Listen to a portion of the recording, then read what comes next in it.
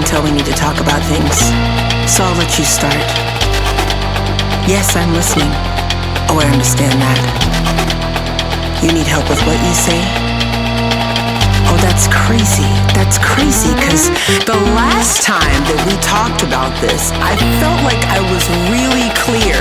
I gave you everything that you needed to hear, but you're still asking me for more. No, I'm just trying to understand what you're asking for. Because the only thing that I can't really describe right now is how angry I am about you not listening to what I said before. You're just not listening. You're projecting and you're not listening. You're not listening.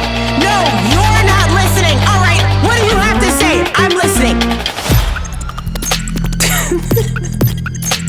You make me feel like I'm losing my mind. I said it, and you're still not understanding. I've given you everything that you've been looking for. What else could I do? What else can I give you? What else can I say? What else do you need from me?